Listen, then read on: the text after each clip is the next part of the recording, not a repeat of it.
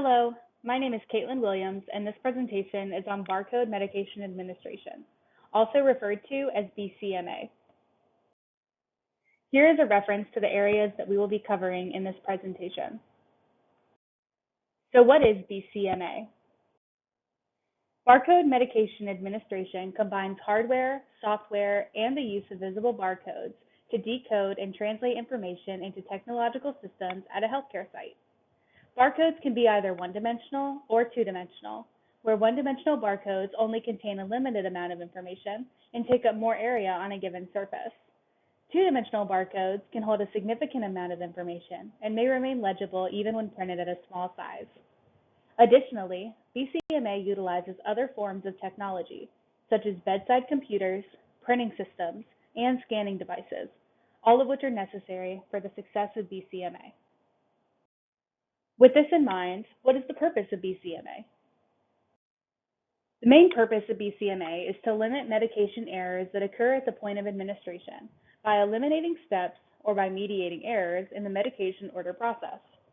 BCMA operates using barcoded patient identification bands and barcoded medications to be documented in the patient's electronic medication administration record, also known as an EMR. An EMR is an important component of BCMA because it holds all of the documented medication administrations completed. By having all of this information in one secure location, healthcare sites are able to achieve a closed-loop medication management process, a large driving force behind BCMA implementation. Now that we know why you might want to use BCMA, let's take a look at what actually changes within patient care. First, it's important to understand the ways in which implementation success is measured. In order to assess the readiness of BCMA workflow, several aspects of patient care must be considered.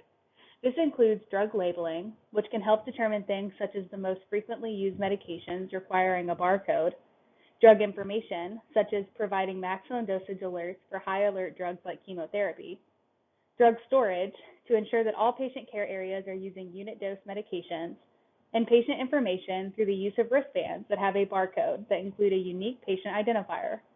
Patient identification is a key point of successful barcode implementation. Because of this, it is important to ensure that information systems are secure with access control.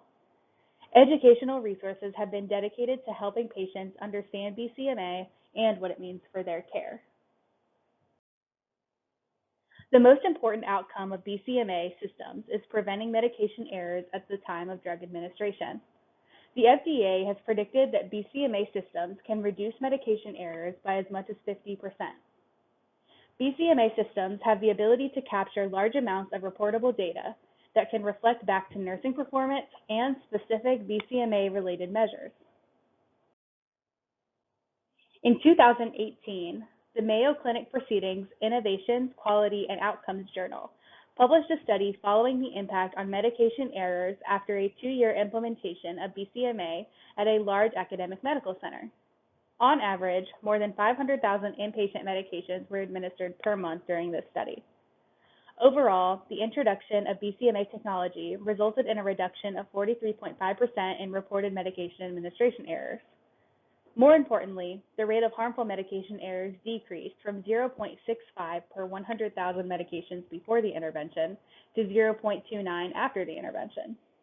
This represents a 55.4% reduction in actual patient harm events.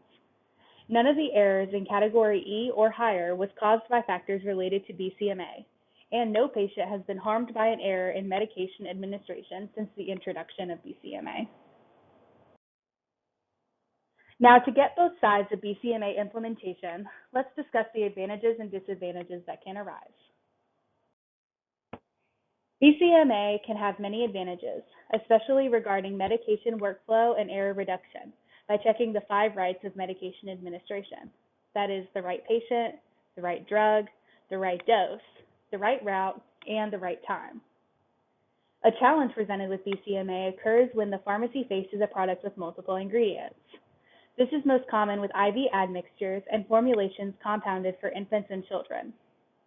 The challenge is to decide what data should be included on the barcode of the product. Additionally, many mixtures contain several individual components in varying amounts, seen with parental nutrition, for instance.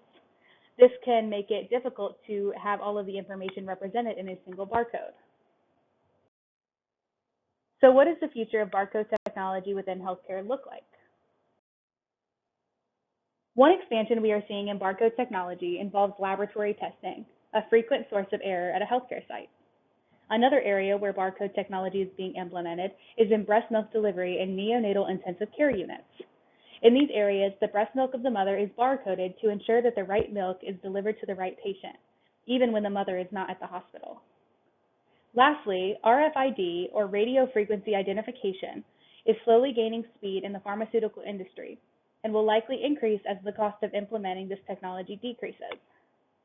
This process involves the application of small computer chips onto packaging. Reading devices are then used to access the drug's information from short distances. This method could be useful when tracking expensive medications and products within a facility. And here are my sources. Thank you.